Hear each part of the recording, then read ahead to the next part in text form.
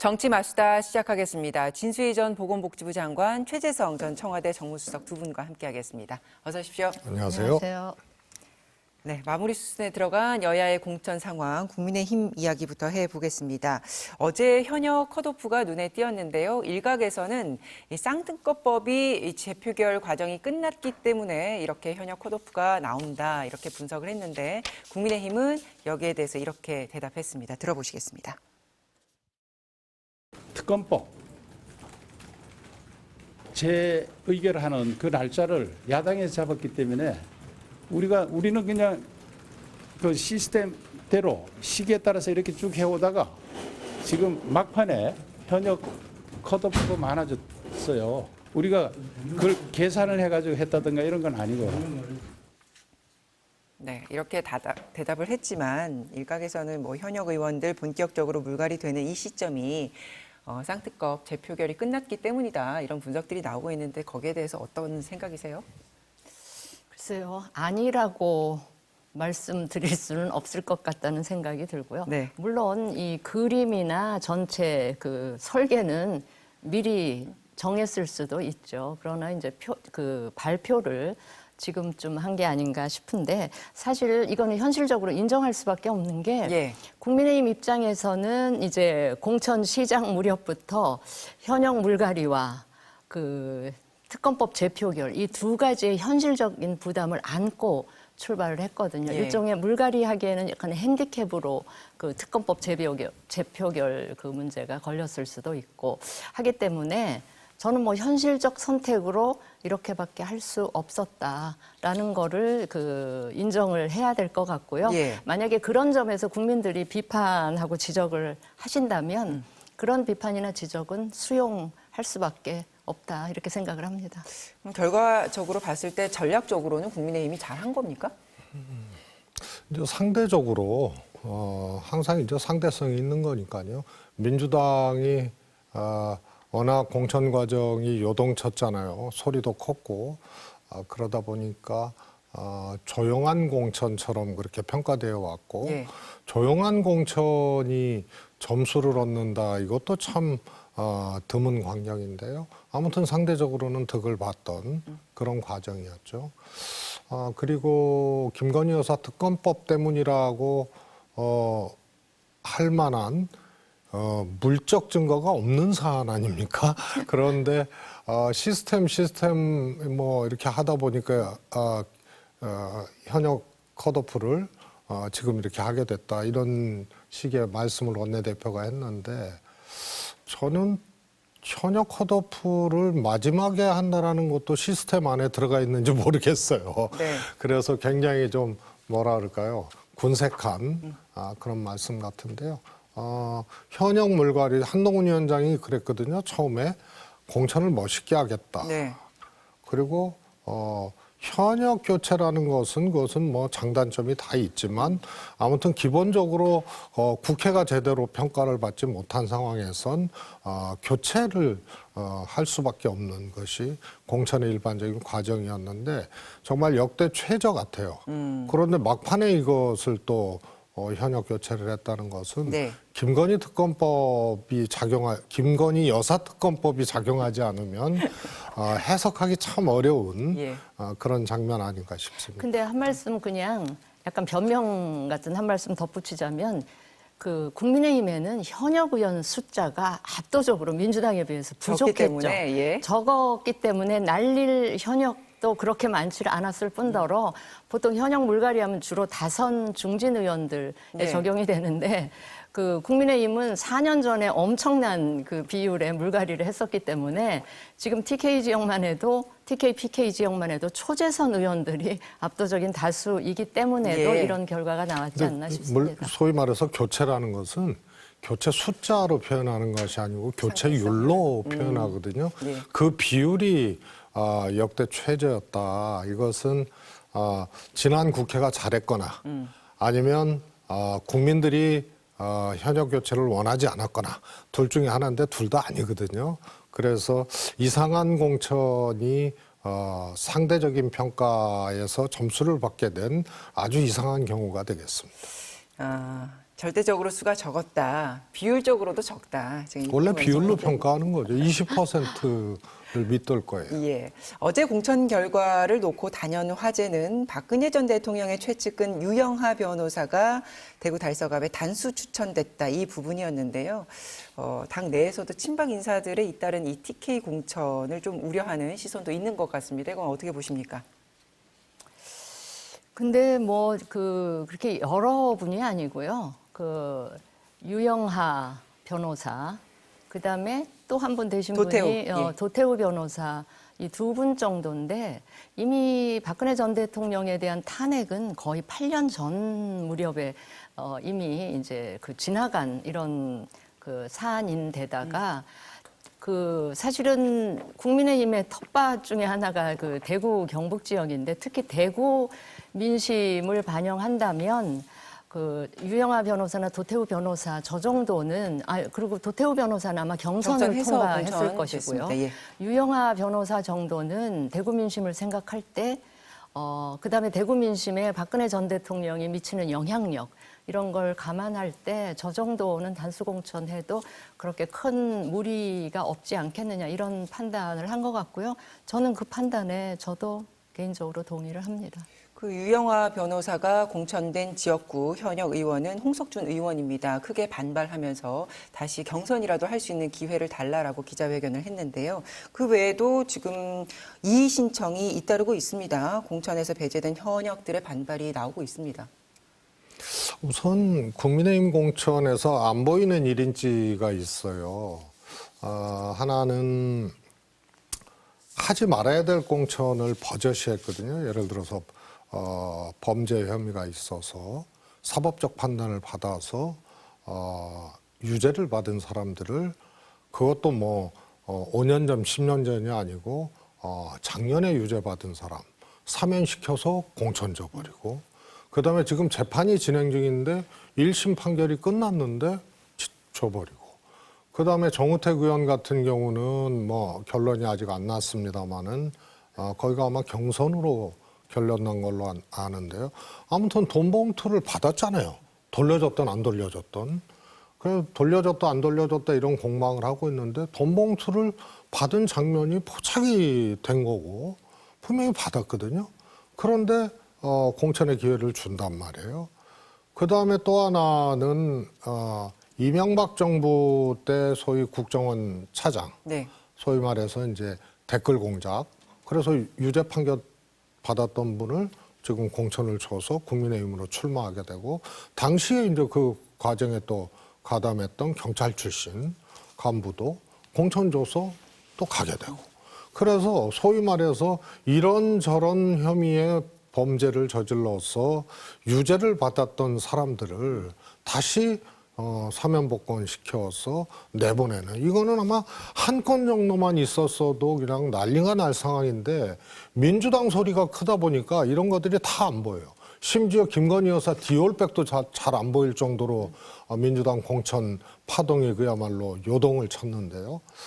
그래서 이런 거는 있을 수 없는 공천을 아주 다수를 한 이런 매우 특징적인 모습을 보이고 있고 그게 안 보이는 1인치거든요. 이거는 사법 체계도 사실은 이 인위적인 이제 무시를 하는 거고 또 국민들 눈에서도 하지 말아야 될 일을 한 거란 말이에요.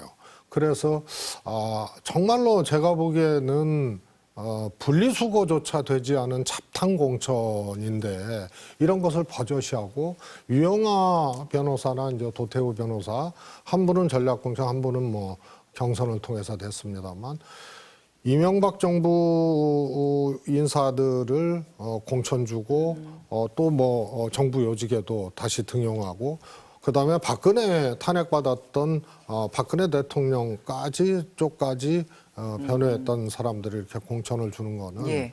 이기기 위한 공천을 위해서 나름의 이제 보수 진영을 하나로 묶는 그런 이제 판단을 평가를 할 수 있는데요. 이기기 위해서는 뭐든지 다 할 수 있다는 그런 공천이 돼버린 게 두 번째 안 보이는 이인치예요. 자, 그러면 이제 국민의힘에서는 민주당 공천에 대해서 도덕적 잣대를 엄격하게 적용하지 않고 있다 이렇게 비판을 하고 있는데 수석께서는 지금 드러나지 않고 있는 국민의힘의 적절치 못한 공천을 꼬집으셨단 말입니다. 네. 그럼 이게 이기는 공천, 이기는 총선을 위한 전략이라고 볼 수 있는 겁니까?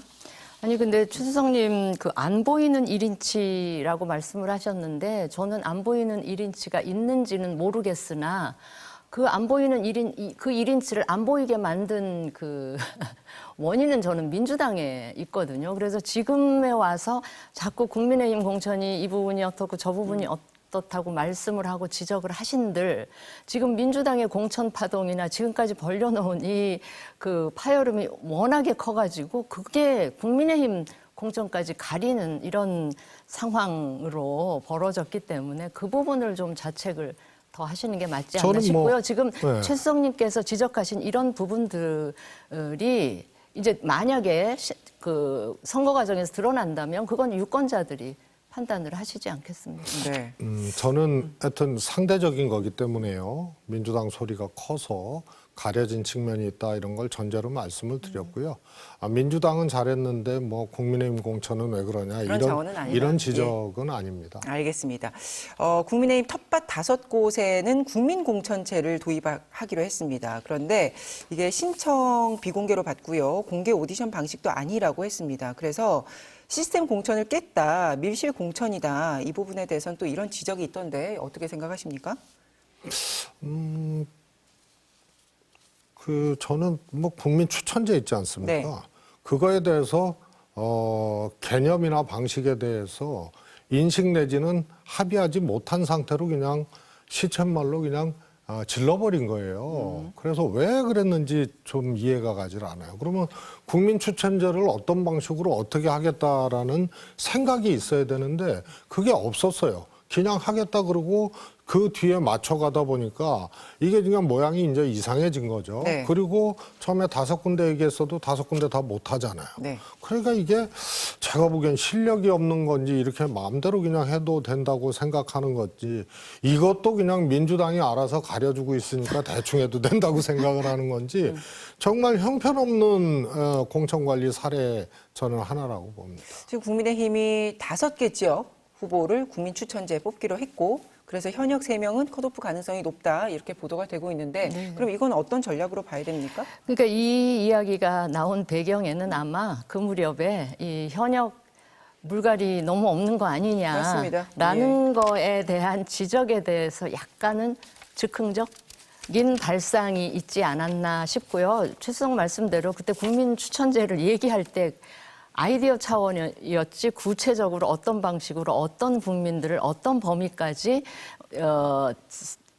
선정을 해서 추천을 받겠다는 건지 그거에 대한 구체적인 게 준비되지 않은 상태로 그 이야기를 한 게 아닌가 싶은데 어차피 지금요 시간도 얼마 없어요. 그러니까요. 네, 시간도 뭐 이틀인가 신청받고 뭐 그렇게 면접 잠깐 하고 한다는데 면접도 뭐 이렇게 공개 오디션 방식이 아니고 예. 그냥 공관위원들 심사가 보통 다른 그 후보들 면접하듯이 그런 과정을 거친다 그러는데 그래서 보니 여기서 이 추천을 하는 국민들의 범위라는 것도 굉장히 다양한 국민이 될 가능성보다는 주로 지지층, 당원이 되지 않을까 싶고 그러면 그런 범위에서 추천하게 되는 후보들은 결국은 그 국민들이 보기에 뭐 산뜻하다, 저런 사람도 뭐 뜻밖이나 의외의 인물은 발탁되지 않을 가능성이 좀 높아 보여서 이 제도는 우리가 4년 후 총선을 할 때는 하겠으면 진즉부터 미리부터 잘 다듬어서 제도의 하나로 편입시키든지 하면 좋겠다 하는 말씀을 드립니다. 가령 뭐 민주당 이제 비례대표 공천을 둘러싸고도 우상호 의원이 좀 비판적인 이제 예. 입장을 냈는데요.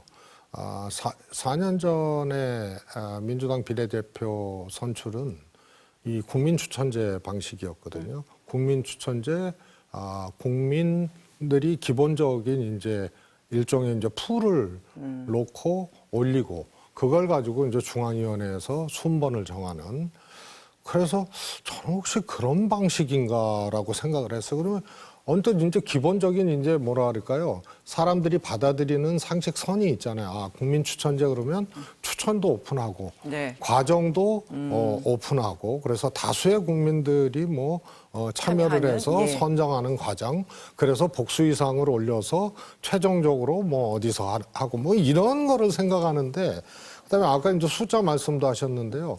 공관위원장이 처음에 5개 얘기했다가요.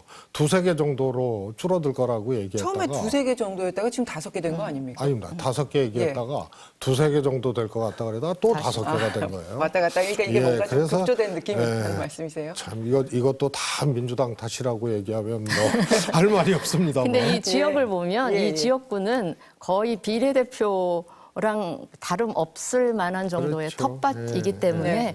비례대표 의원 심사하고 거의 같은 성격이 차별화가 별로 안 될 수도 있겠다는 생각은 듭니다. 그러니까 당의 어떤 전략적인 고려가 충분히 반영될 수밖에 없는 지금 그런 제도다라고 봐야 되는 거네요. 지금 저희 자막에는 국민공천제라고 나갔는데 정확한 용어는 국민추천제라는 것을 알려드립니다. 자, 사천 논란이 일었던 민주당 권향겹 예비후보 공천과 관련된 이야기도 좀 해보면 여야가 날선 신경전을 벌였는데요. 짧게 들어보시겠습니다.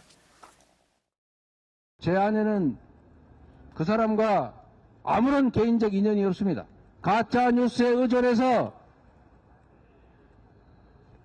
선거 질서를 어지럽히는 여당 그리고 정부 그리고 대통령까지도 모두 법적 조치를 해서 언젠가는 반드시 책임을 지게 하겠습니다. 법적 조치할 거다 그렇게 냈던데요? 제가 그거 3번 읽어봤거든요. 어떤 부분이 사실이 아니라는 건가요? 뭐 배우자 부속실에서 실장, 부실장 이런 사람들 다 단수공천하는 거 아니에요? 그게 사천이 아닌가요? 결국 권향엽 예비후보 당사자의 요청으로 이 지역은 전략공천이 취소됐고 현역 서동용 의원과 경선을 치르기로 정리가 됐습니다. 근데 이제 그렇지 않아도 민주당 공천 자본 많은데 굳이 빌미를 줬다. 이게 당내에서도 지적이 나오더라고요.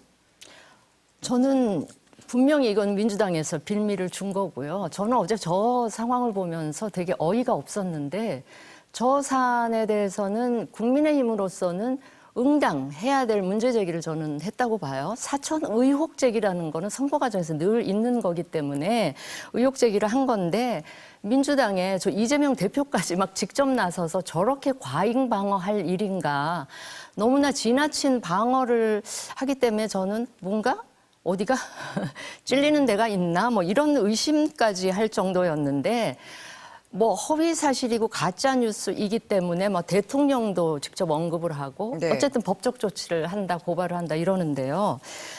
어제 국민의힘에서 제기한 것가 제가 보기엔 2가지가 있는 것 같아요. 하나는 민주당에서 허위 사실이라고 얘기한 게 2가지인 것 같은데 하나는 배우자실의 부실장이었는데 왜 그걸 비서나 수행비서라고 하느냐 그게 하나고요. 2번째는 이제 사천 논란을 제기한 거에 대한 사천 의혹 제기에 대한 이제 그게 가짜 뉴스라는 건데 저 2개 다 제가 보기에는 가짜 뉴스도 허위 사실도 저는 아니라고 생각을 하는 게 통상 이 부속실 있잖아요. 네. 배우자실에 이 부속실에 실장 부실장 있고 거기 직원 통상 부속실의 직원들은 통칭해서 우리가 비서라고 부르는 게 상례이기도 하고요.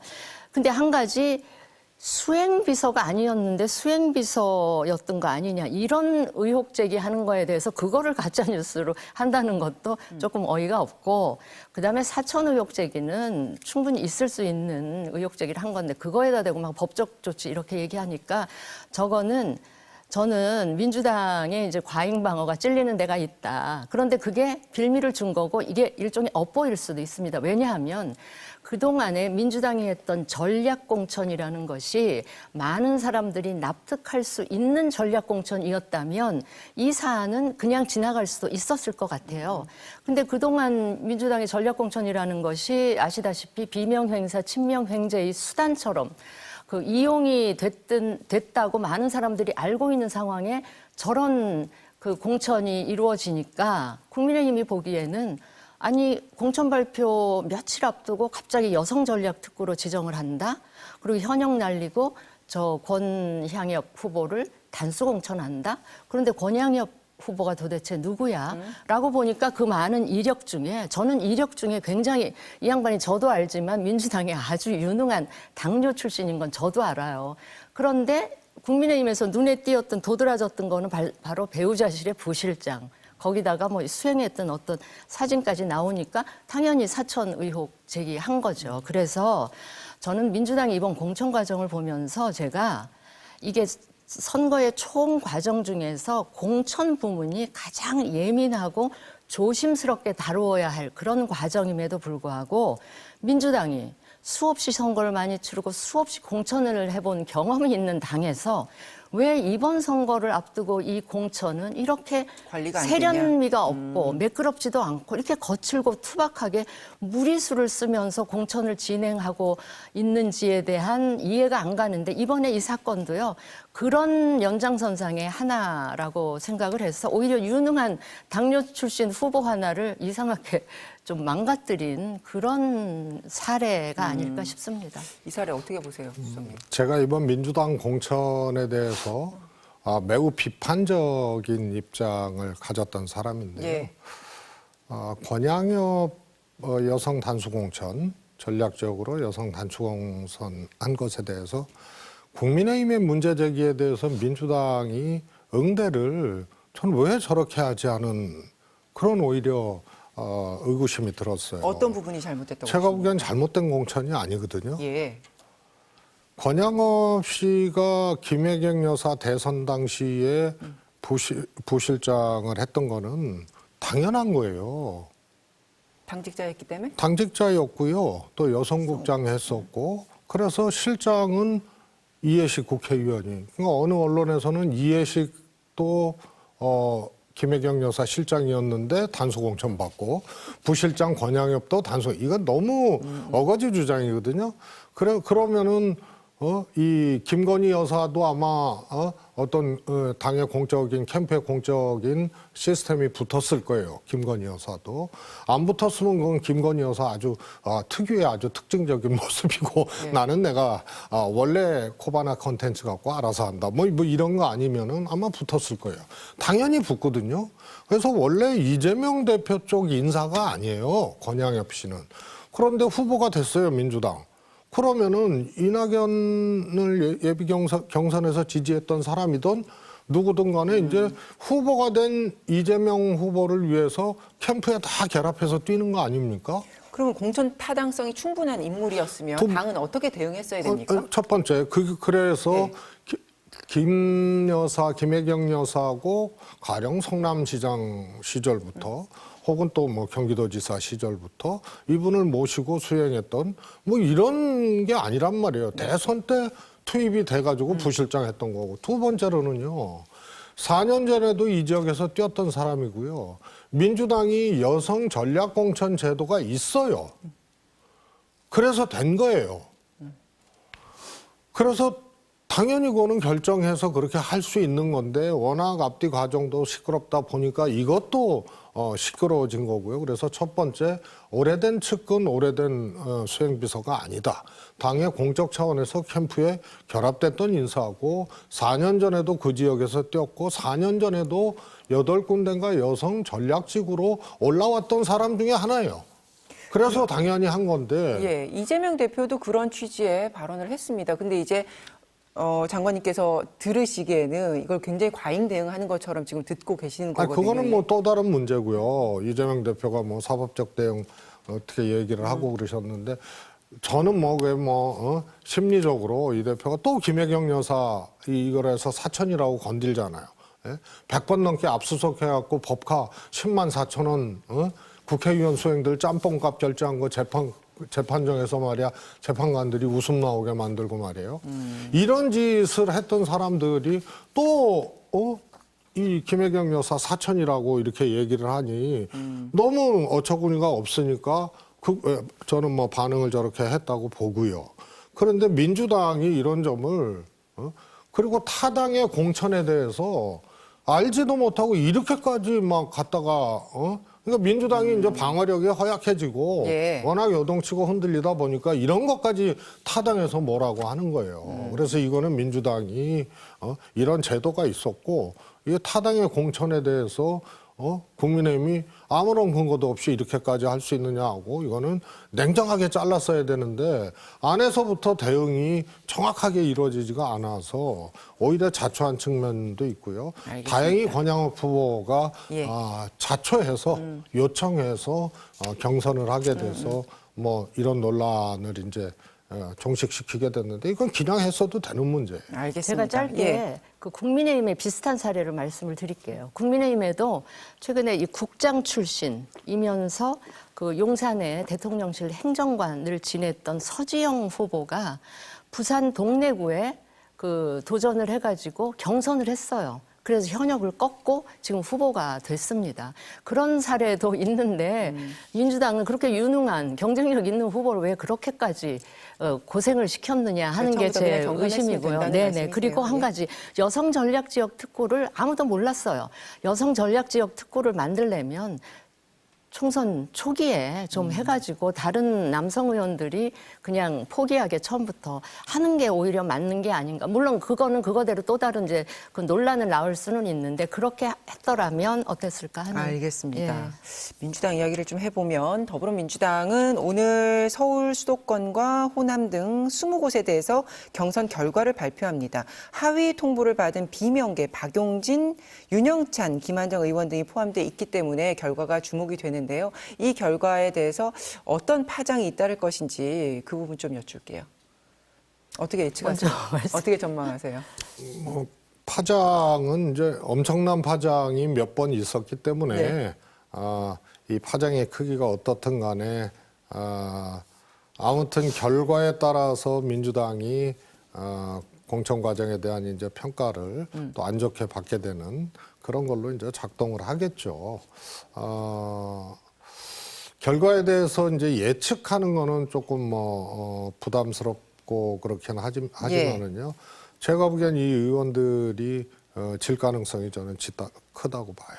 그러니까 그때 이 정도의 감점이면 사실 아무리 인지도가 높아도 극복하기 힘들다. 많이들 이렇게 얘기를 했는데 수정님도 그렇게 보시는 거예요? 근데 4년 전에도요. 4년 전하고 비교를 해보면 민주당도 4년 전에 하위 20% 똑같이 있었거든요. 예. 그런데 한 명도 커밍아웃을 안 했어요. 셀프 오픈을 안 했거든요. 예. 쉬쉬했어요.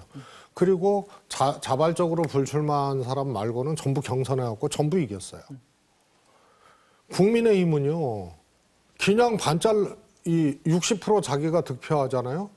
그럼 거기서 30% 감산이 아니에요. 그러니까 다시 말해서 3, 68, 18% 감산이 아니고 60%면 그냥 30% 감산이에요.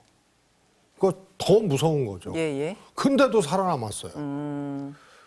그래서 이거는 상대적으로 큰 감산폭은 아니에요. 현역 예. 의원들한테 국민의힘에 비해서. 근데 그러면 왜 결과는 그렇게 좋지 않을 거라고 근데 4년 전하고 다른 게 지금 민주당은 이재명 대표를 지지하는 권리당원이 압도적이거든요. 예. 그래서 반 이재명으로 소위 말해서 이 낙인 찍힌 사람이라 해야 될까요? 그렇게 구분되는 사람들, 특히 반 이재명 중에 두각을 나타냈던 분들, 네. 이런 분들은 권리당원 표가 가지를 않아요. 이게 이제 4년 전 민주당하고 변화된 구도죠. 그래서 권리당원 지지를 받기가 참 어렵기 때문에 이 국민의힘에 비해서는 페널티가 큰 거는 아닌데 굉장히 이기기가 어려운 그런 과정이고요. 이게 또 일련의 공천 과정의 문제와 연관이 돼서 친명 반명 이 프레임 있잖아요. 여기서 벗어날 수 없는 그런 걸로 또 안 좋은 어떤 파장이 또 예상이 되죠. 오늘 이들이 만약에 대거 탈락을 하게 되면 내공의 네. 수위가 올라가게 될까요? 제가요 관심 있게 보는 대목이 지금 최수정님께서 언급을 하셨는데 지도부의 이런 무리한 결정에 과연 당원들이 어떻게 반응하느냐가 이 표심으로 나타날 수가 있다고 보거든요. 만약에 당원들도 그 예상하신 대로 권리당원, 강성 권리당원 입김이 많이 작용해서 이분들이 다 탈락하는 걸로 결론이 난다 이러면 저는 수도권에 있는 중도 표심 네. 쪽으로 민주당은 확장을 거의 못하게 될 수도 있겠다. 그래서 그 민주당으로서는 뭐 좀 그 치명적인 그런 영향을 받을 수도 있겠다 하는 생각을 그러니까 해봅니다. 오늘 경선 네. 결과를 보면 민주당의 강성 지지층들이 지금 이재명 대표의 공천을 어떻게 바라보는지 알 수 있다, 이 방증이다, 이렇게 보시는 그래서 거네요. 그걸 예. 승인해 주는 식으로 이제 이 다른 분들이 받게 되면 수도권에 있는 중도 표심을 민주당이 견인하기는 매우 더 어렵게 갈 것이다. 뭐 그런 생각이 듭니다. 알겠습니다. 그런가 하면 이제 홍영표 의원이 오늘 탈당 선언을 했습니다. 하위 통보를 받고 친문계 자장으로서의 어떤 선택을 할 것인가 관심이 모아졌었는데 탈당 선언했고요. 그러면서 홍 의원은 서른 의원이 추진하고 있는 탈당파 의원들의 모임인 민주연대 합류 가능성에 대해서 가능성을 열어뒀는데요. 이번 이 민주연대의 움직임이 총선에는 어떤 영향을 주게 될까요? 민주당 지지표에는 어떤 영향을 주게 될까요? 저는 이제 정당의 지지율 있잖아요. 가령 이제 신당의 지지율, 네. 그다음에 이제 민주당의 지지율 이 속에서 바라보면 안 되고요. 지역구별로 후보자 구도 있지 않습니까? 다시 말해서 국민의힘 민주당이 대결하는 구도에 예를 들어서 민주연대 쪽 후보가 나온다든가 예. 또 이낙연 신당 쪽 후보가 나온다든가 이랬을 때 잠식할 수 있는 그 크기 이것이 얼마나 되느냐. 그러면은 그게 민주당의 격전지, 민주당의 황금 지역구에도 예를 들어서 민주당 전현직 의원이 탈당해서 예. 출마를 하게 되면은 졸지의 접전 지역으로 되거든요. 근소 우세 지역 있지 않습니까? 예를 들어서 뭐 10,000표 미만으로 이겼던 지역 이쪽은요. 근소 열세 지역으로 바로 바뀌어요. 그래서 대체적으로 이준석 개혁신당의 지지율이 이낙연 새로운 미래보다 조금 높잖아요. 네. 그래도 지역구별로 따져보면은 전현직 의원이 나름의 득표력을 갖고 출마하는 그런 민주연대나 새로운 미래 쪽이 지역구에서 3자 대결 구도로 가면서 민주당 표를 잠식하는 효과가 훨씬 더 크기 때문에 그 점에서 볼 때는 민주당에서 상당히 손실이고요. 이게 한두 지역구에 그치지는 않을 거다. 비근한 예로 이제 영등포 같은 경우가 그렇거든요. 예. 신경민 의원이 나오니까요. 바로 접전 지역으로 가버리거나 근소 열세 지역으로 가버려요. 이런 게 이제 다수 발생하기 때문에 민주당에서는 참 곤혹스러운 그런 구도가 되지 않을까 싶습니다. 어떻게 보십니까? 저는 임종석 전 실장의 경우와 홍영표 이 의원의 경우는 결이 다르기 때문에 저는 다른 선택을 하지 않을까 이렇게 조심스레 예측을 해봤는데요. 임종석 전 실장의 경우는 문재인 전 대통령과의 상징성이 너무 커서 그 탈당을 결행한다거나 이러면 그게 바로 문명 전쟁의 수준까지 가기 때문에 그런 선택은 매우 부담스러워서 그냥 잔류하지 않을까 생각을 했고, 그러나 홍영표 의원은 또 결이 다르고 그 원내에 네. 그 친문 좌장 의원 역할을 한 데다가 그 부평 지역이죠. 네. 그 지역에서의 뭐 개인 경쟁력 이런 게 굉장히 그 높은 것으로 알려졌죠. 낮다고 예. 스스로도 자평을 하고 있는 게 아닌가. 그래서 뭐 당 도움 없이 또 새로운 미래에 같이 가서 새로운 미래의 우산 속에서 뭔가를 하기보다는 스스로의 힘으로 외롭게 자기 개인기로 한번 뚫어보겠다라는 결심을 단단히 하지 않았을까 싶고요. 그 밖에 그 지역에서의 이런 그 인물이나 구도 이런 거는 우리 최수석님 말씀대로 진행이 되지 않을까 싶습니다. 그러니까 민주당 내 어떤 계파 갈등의 불씨가 아직도 남아있는 부분이 홍영표 의원이다, 뭐 이런 얘기들이 있었는데 그렇게까지 뭐 확전되거나 이게 파장이 당 내에서 커지거나 그럴 계기는 아니다, 이렇게 보시는 거예요? 이제 파장은 사실은 임종석 실장의 이제 잔류 네. 선언으로 이제 더 커질 그야말로 이제 폭발을 해야 되는 상황까지는 가지 않았고요.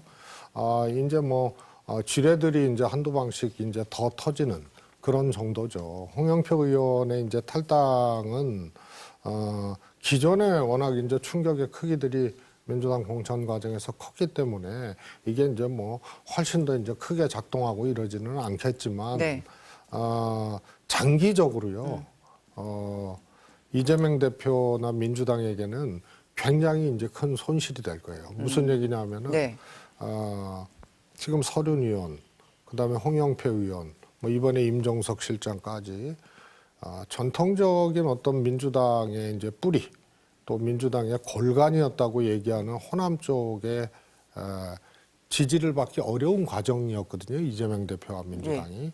그래서 바로 이게 조사상으로 또 나타나요.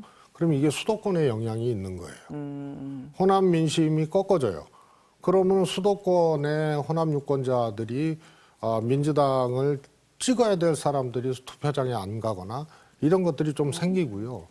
특히 각각의 개별 후보들이 전현직 의원들이 탈당해서 출마를 해버리면 예. 10,000표, 20,000표씩 이렇게 잠식을 하기 때문에 이길 수 있는 지역도 뺏겨버리고 그러면 총선 승리에 굉장히 큰 이제 장애물이 되네요. 생기는 예. 거고 총선 후에는 아마 호남에서 민주당의 또 이재명 대표에게 본격적으로 회초리를 들 수 있는 그런 게 홍영표 의원의 탈당 바깥에서 민주당 의원 전현직 의원들이 탈당해서 출마하는 것 예. 이런 것이 임종석 공천파동 등과 연관돼서 호남 민심을 조금 안 좋게 자극을 해서 총선 후에 본격적으로 나타날 수 있는 거고요. 그게 홍영표 탈당으로 더 가시화될 수 있다. 이렇게 알겠습니다. 시간이 한 2분 남짓 남았는데요. 어제 이재명 대표와 조국혁신당의 조국 대표가 만났습니다. 그동안 민주당은 연대에 선을 긋는 분위기였는데 이번에는 만나서 어쨌든 연대와 협력에 대해서 공감을 표현했습니다. 입장이 달라진 거라고 봐야 될까요? 왜라고 보십니까? 그렇죠. 조국 전 장관이 창당 선언을 했을 당시만 해도 바로 선을 그었지 않습니까, 민주당이. 근데 이제 와서 뭐 연대 어쩌고 하는 걸 보면 민주당이 그만큼 다급하구나, 위기감이 있구나 하는 거에 방증이라고 볼 수가 있고요. 근데 저 두 분의 만남을 보면서 제가 어제 느낀 거는 범죄 피의자끼리의 연대 아닌가? 뭐 이런 생각을 좀 했었습니다. 왜냐하면 제가 요즘 갖는 생각은 보통 이제 정치인이나 공직자에 대한 국민의 눈높이가 굉장히 높아져서 도덕성까지를 주문하고 있는 이 상황에 그 도덕의 최소 수준인 법이잖아요. 최소한 법적으로 걸러진 사람들이 좀 정치에 나와줘서 국민들이 법적으로 좀 깨끗한 사람을 놓고 선택지를 드리는 게 저는 국민에 대한 예의라고 보는데 지금 저 상황은 저는 제가 보기에는 굉장히 비정상적인 상황이라고 보고요. 지금 위기감 때문에 이제 손을 맞잡고는 있지만 과연 중도층의 표심이 어디를 향할까를 민주당은 잘 보셔야 된다고 네. 생각을 해요. 왜냐하면 이게 우리가 잊고 있지만 몇 년 전에 조국 사태가 났을 때 이 조국 사태의 본질이라는 게 불공정, 특혜, 뭐 위선, 내로남불 이게 본질이었잖아요. 그때 중도층이나 젊은층 수도권의 마음이 굉장히 많이 떠났어요. 그리고 저는 이게 문재인 정권이 5년 만에 정권을 내준 그 기저에 저는 이런 사태도 분명히 저는 영향을 줬다고 보기 때문에 지금 이 총선을 앞두고 조국 전 장관하고 손을 잡는다. 과연 그 중도층의 표심이 정권 심판 쪽으로 기울까? 아니면 조국 연대하면서 더더욱 민주당으로부터 멀어지지 않을까? 이 표심을 아주 면밀히 봐야 하지 않을까? 아니면 저는 네. 민주당이 굉장히 패착을 하게 될 수도 있다. 근데 지금으로서는 조국 신당의 비례정당 지지율이 워낙에 높이 올라오고 예. 그 정당 지지율, 국민의힘과 정당 지지율이 자꾸 이렇게 뒤바뀌는 그런 여론조사 사례가 속출하게 있기 때문에 민주당으로서는 굉장히 불가피한 선택일 수도 있지만 바로 그런 위험이 도사리고 있다는 것도 아마 파악을 하셔야 되지 않을까 싶습니다. 그러니까 그동안 민주당은 중도 확장성을 고려해서 조국 혁신당과는 의도적으로 좀 거리를 두고 있다 이런 분석이 있었는데 이렇게 조국 혁신당과 연대를 하게 됐을 때 총선에는 어떤 영향이 있을까요?